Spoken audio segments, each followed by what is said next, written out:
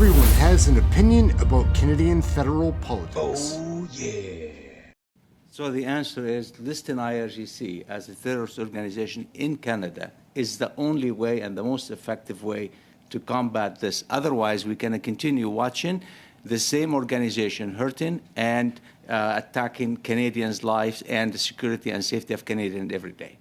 Is that correct?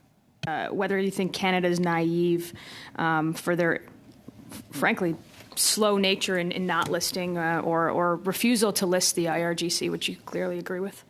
Hey gang, what's up? Just Aaron right here, Question Period Canada. How y'all doing? Another committee video. Did you know that there's over 30 committees in the House of Commons?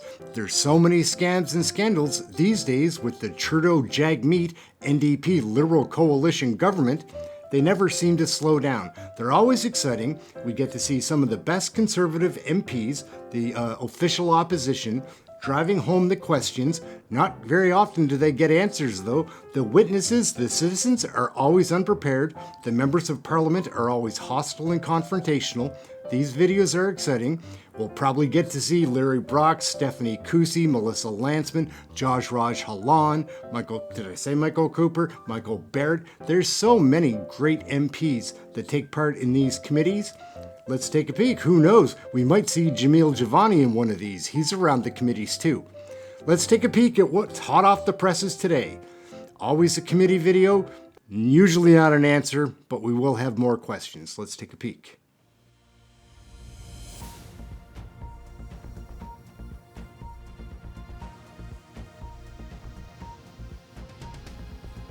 And the first member is MP LANTSMAN. You have 6 minutes. So we will only have one round for each party, and it will consist of 6 minutes. Thank you. Sure, I'll split my time with my colleague here, but I want to start with Professor Pahlavi.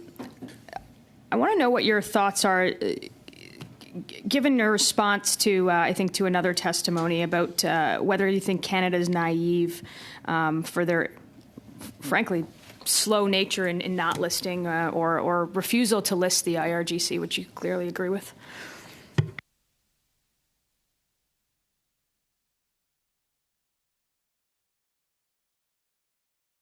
Professor Pahlavi? Yes. Professor Pahlavi, you're muted. If you can unmute yourself. Thank you. Yep. Oui, j'abonderai. Yes, I agree with that comment. Canada in the international community seems naive and not wanting to act in this situation. And the idea that we're not affected by what's happening in Iran is a mistake and a moral problem. And what do you believe that it will do for the diaspora community here to know that calling a terrorist would maybe help? Or the second question, actually, is what do you think it will do to our international standing with some of those who I think have been putting pressure on us to act more vigorously when it comes to calling a terrorist? Alors, je dirais que ce serait une décision qui... So I would say that would be a decision. Some of us are not getting translation. Can we double check, please? Dr. Fry will look right into it. This is the interpreter speaking on the English channel. You can hear the interpreter? Oh, okay. Well.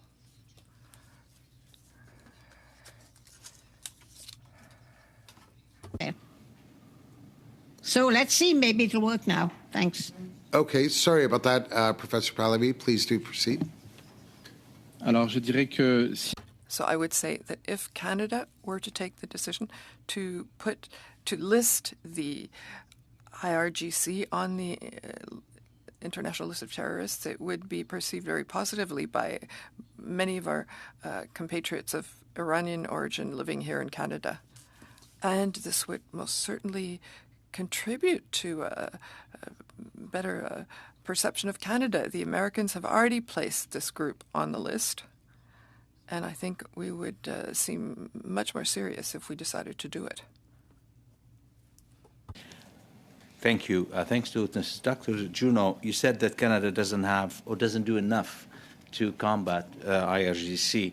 We know that, it's no secret, there's all this money laundering operation in Canada, IRGC, Hezbollah, the Hells Angels, there's car dealerships are owned in Ontario by these groups.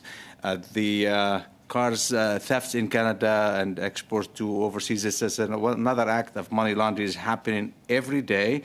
Real estate, however, retail, money exchange, all these operations are obvious there.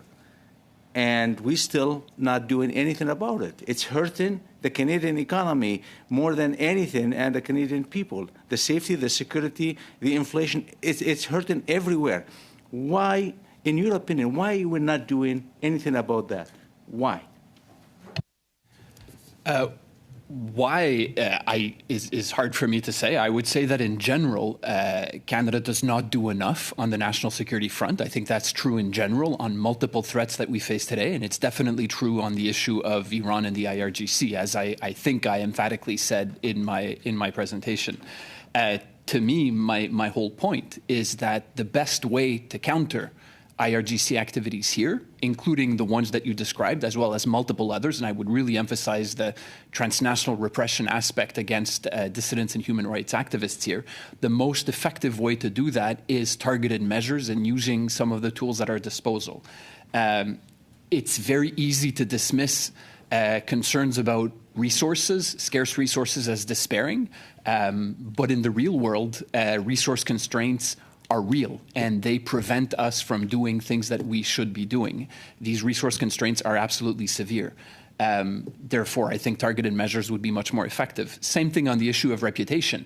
What hurts our reputation the most is not listing the IRGC. What hurts our reputation the most is the fact that we announce measures and don't actually enforce them, which would be the case with listing the IRGC, realistically.